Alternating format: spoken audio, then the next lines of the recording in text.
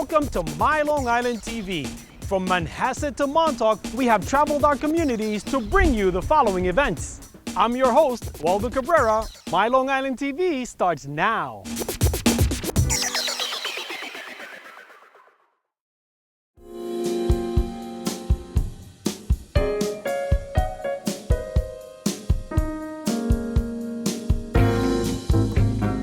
We're a signature series event from the Long Island Arts Alliance's Arts Alive. We had Susan Isaacs and Nelson DeMille. It was one of our Conversations from Main Street series, and it really was kicking off our 2012-13 season. Susan Isaacs released her book today, and Nelson's about to release his book, and it's just a fabulous night of laughter and stories from old friends. Did you have a New York Times review? Yes. Was it a good one? The only really just no reservations. It was one. Susan Isaacs writes witty, wonderful, terrific, and it's been downhill ever since.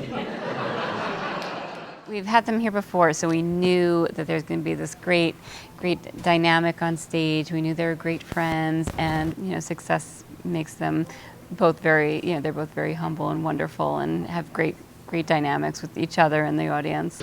And I remember one of my author events for Compromising Positions was at Bloomingdale's in Garden City of blessed memory.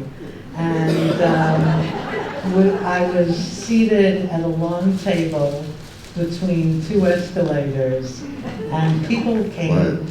I was very excited. People suddenly started running toward me, and they said, "Men's umbrellas?"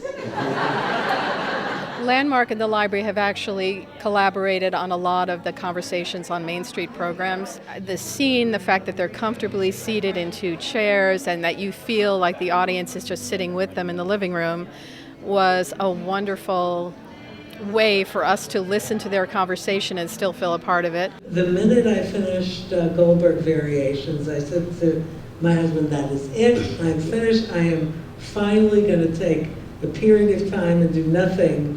I'm not even going to think of it." And the next day I emailed him 2 ideas for my next night.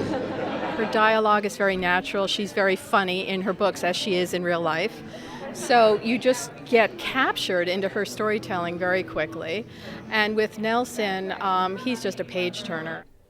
It's basically King Lear done as a comedy. There's this very rich elderly woman who's CEO of a big beauty and makeover company, and she has everything except she's so alienated the person who's going to take the business over that she's left with nobody to give it to.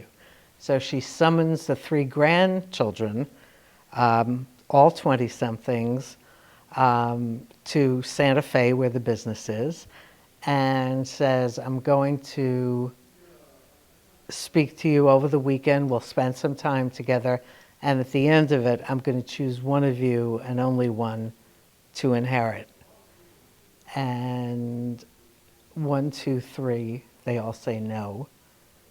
And so it's as if there's a kingdom, but nobody wants it. So the novel Goldberg Variations takes place throughout this weekend, and it's told not only from Gloria Goldberg Garrison's point of view, but also from the point of view of the 3 grandchildren. Gloria has a wonderful voice because she says what's ever in her head, but she's extremely smart, and she's funny. I chortled twice during the writing of this book, which is one more chortle than I usually give. My questions tend to be about, the writing process, and I think people are interested in that. The angst of being a writer. But, when I'm interviewed, I'm always surprised at the questions people ask me. But I'm more surprised always by the questions from an audience. Audience asks questions I never even think of. For companionship and conversation, I prefer the mystery writers. My husband was, believe it or not, her mailman for about 20 years. And he was very fond of her, and she did autograph a few books for him. And I had never met her, So tonight was really a thrill for me to meet her. There are fewer TV shows who Yeah. want novelists. Right. They don't find us that thrilling. I enjoy reading her dialogue. This is why I think she's such a good scriptwriter. She's written scripts. And if you're good at dialogue, you can write scripts. If you're good at dialogue and narrative, you can write a novel, and she does both. I take ordinary people, anyone from a housewife who's in compromising positions to a legal secretary and shining through, to Gloria, who is a CEO. But there's nothing stunning about them, but throw an extraordinary event into their lives and see how they handle it. Because that's the test of character.